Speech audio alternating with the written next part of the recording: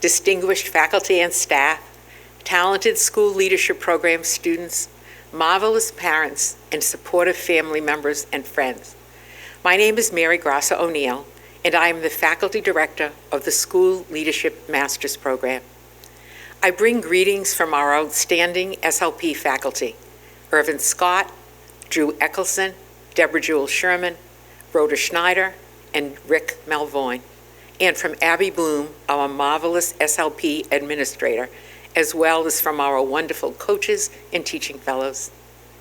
We offer thanks to the faculty who taught you and the mentors, schools, and organization that hosted our students for internships and other field work this year. We wish we were in person for graduation.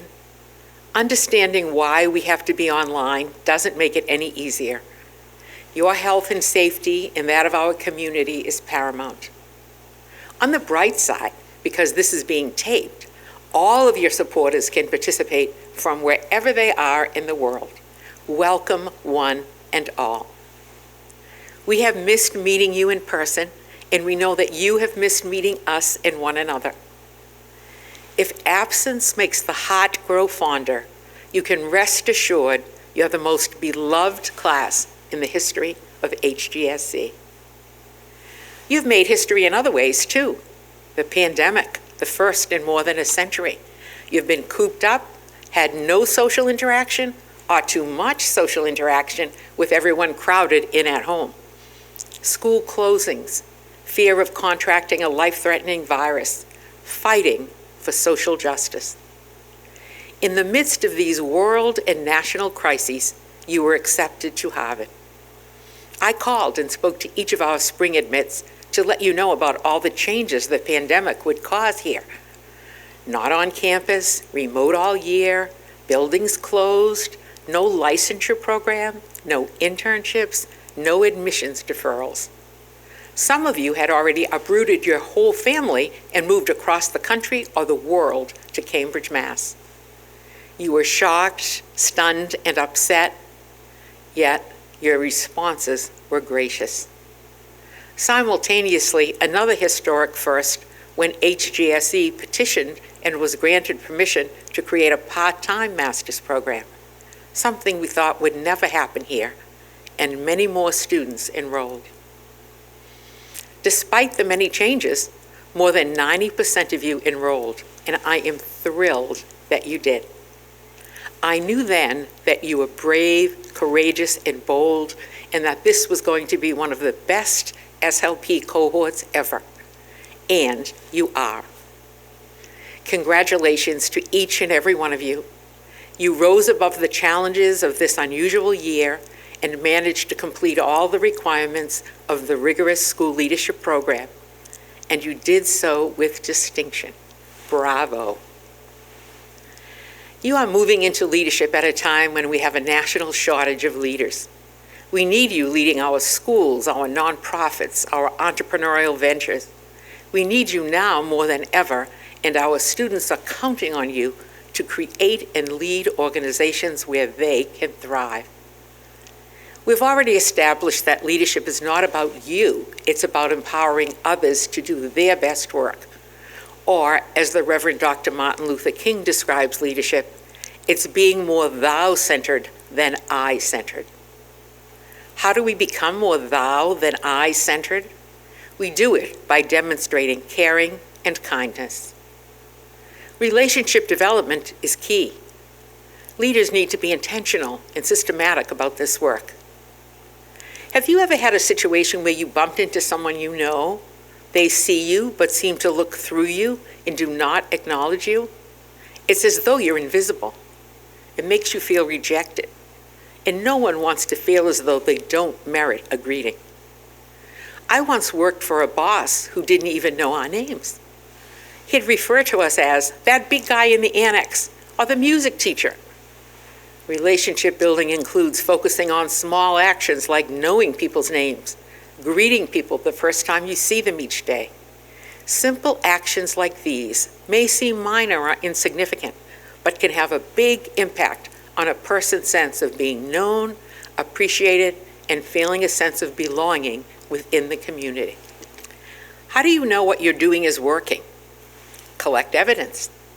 We can only expect what we inspect. We have to measure what we expect.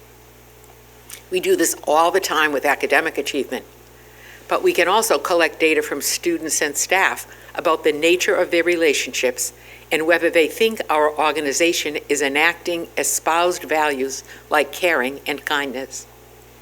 Remember the case of Principal Dr. Joey Jones from our Leading People course? He had all students write the name of an adult they trusted on an index card. Recall that he spread these cards out in the gym and had teachers walk around to find their names on cards. Many of them were shocked and dismayed to find they were not named by even one student. This started a lot of soul searching among many teachers and provided the impetus for change. He used data to drive home the importance of caring and kindness. While we're at it, we have to focus on caring across difference. Most of us care for friends, family members. The people we care about and have empathy for make up what my faculty colleague, Rick Weisbord, calls our circle of concern. According to Rick, for many of us, our circle of concern consists of close friends and peers with similar backgrounds to our own.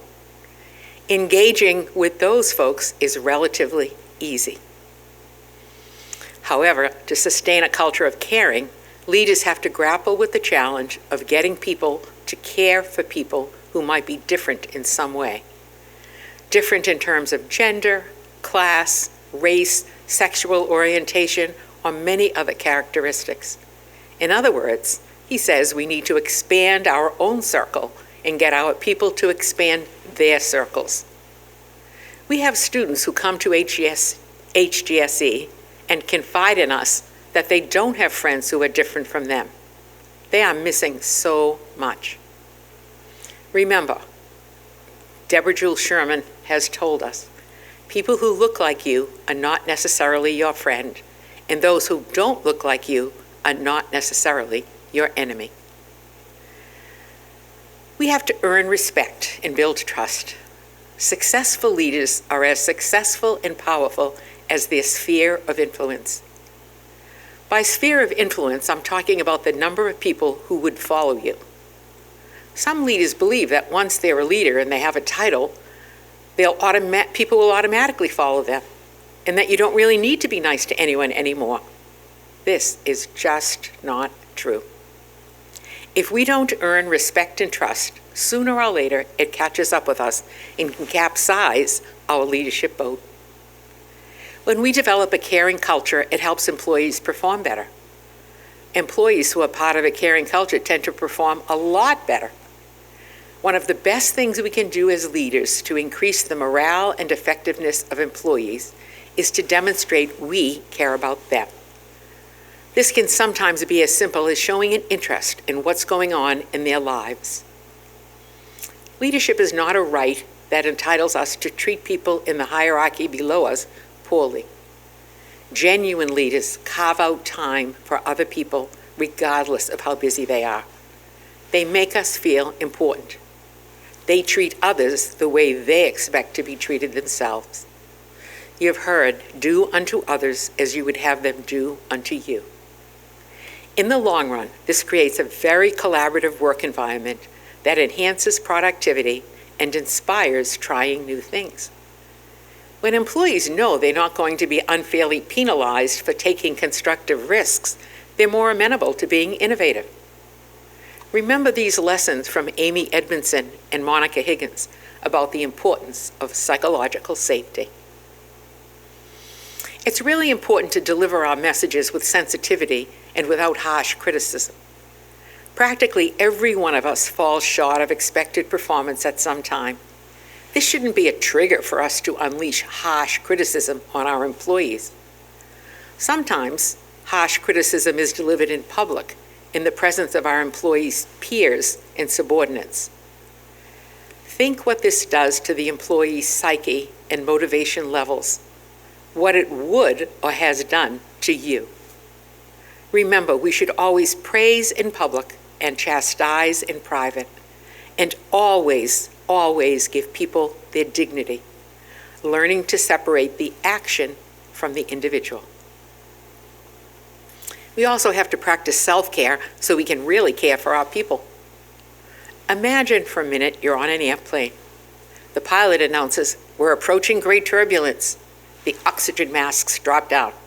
You're told to put your mask on first before you try to help others. As a leader, it's important that we take care of ourselves. That's the equivalent of putting your own oxygen mask on first. Only when we take care of ourselves can we take care of our people. Staying connected and being empathetic are ways to help our people put their masks on. We all need those oxygen masks for the inevitable bumps on the road we'll face. These things may seem like no-brainers, but research shows there's great benefit. Caring and showing kindness doesn't just feel good, it's also good for our health. It lowers blood pressure, boosts joyfulness, reduces pain, improves healing, and increases acceptance by peers, making us more popular. Acts of kindness improve bonds, social relationships, and help us develop stronger friendships. So as you graduate from Harvard and move into the world of leadership, get started today demonstrating caring and kindness. This doesn't require lots of time or money. The smallest acts often have the biggest impact. We can all be role models for caring and kindness. Remember David Fubini's lesson reminding us that role modeling is the best form of professional development. So stop to lend a hand, whether holding a door open for the next person or helping someone carry a bundle. Spread some beauty. Pick by or send flowers or a card or note to someone. Make double treats. Next time you're cooking, double the recipe and bring it to someone to lighten their load. More the takeout type? Drop off an extra pizza or taco on your way home. My mother always taught us that any food someone else makes or buys for you tastes better than anything else. Pay it forward. Cover the cost of a bill for someone, whether it's a cup of coffee or lunch in the cafeteria, a restaurant, or a grocery store. Be kind to colleagues, siblings, family, and friends. Finally, remember that no one comes to Harvard alone. You come with those who've supported, taught, and loved you along the way. Your family, teachers, mentors, and colleagues. Be sure to thank them sincerely so they can share in your joy at graduating from Harvard today. And lastly, words of wisdom from one of my favorite poets, Maya Angelou. She said, "People may forget what you said, they may forget what you did, but people will never forget how you made them feel." When we demonstrate caring and kindness, people will remember how good you made them feel. And research and practice show that this will play a significant role in your leadership journey.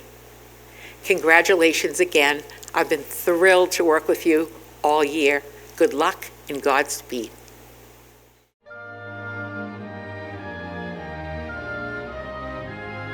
The Intellectual Contribution Award recipient for the School Leadership Program, Jenny Portillo. Lauren Acito. Tyrell Adeyemi.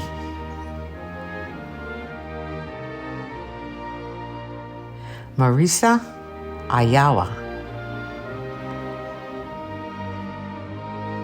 Jacob Ban.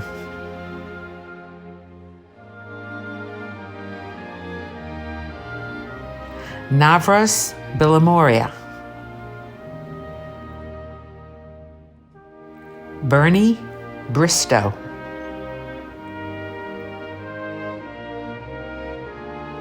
Ryan Beckendorf.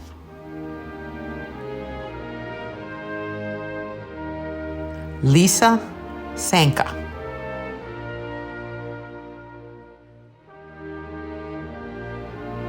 Hailin Chen. Ki Chen.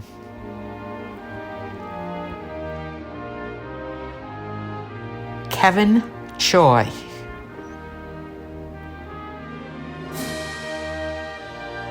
Jennifer Cipolla.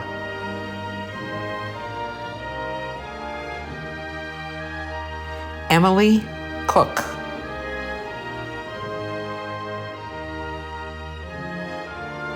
Aisha Crockett.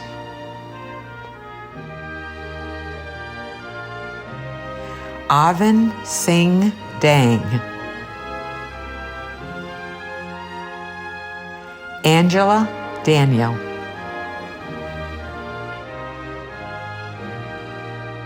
Ramon De La Rosa.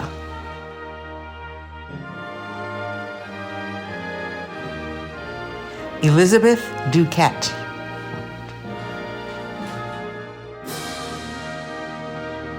Jen Fields.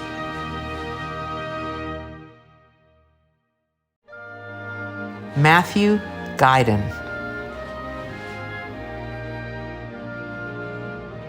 Ashley Green.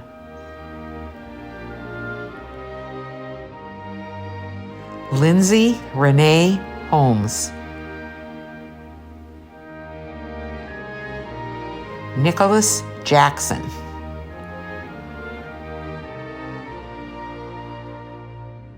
Juman Kekia.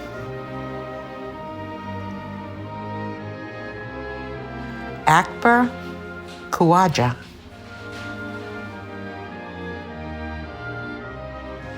David Liebman.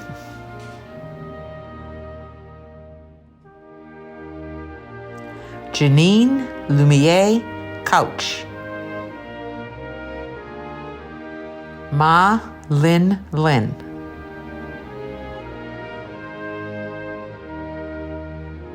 Hugh McGregor.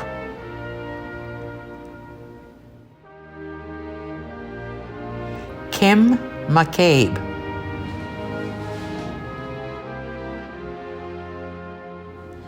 Michael Baker McGean. Maureen Ann McNichol. Gannett Mahari.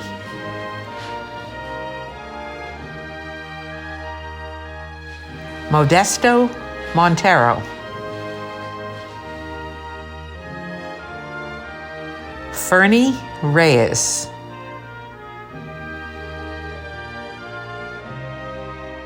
Carrie Schuler.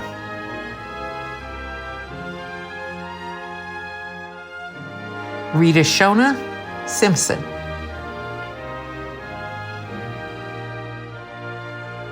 Elena Christo Spiridakis. Troy Thomas.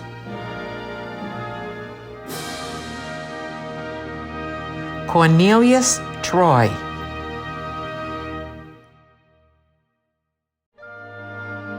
Dana Yusuf Weber. Paulo John Anicito Yap. And the Marshal for the School Leadership Program, Ryan Holland. I am thrilled to welcome you into the group of educated individuals who have graduated from Harvard Graduate School of Education. You are officially now part of our alumni. Give yourselves a big, boisterous cheer. Bravo.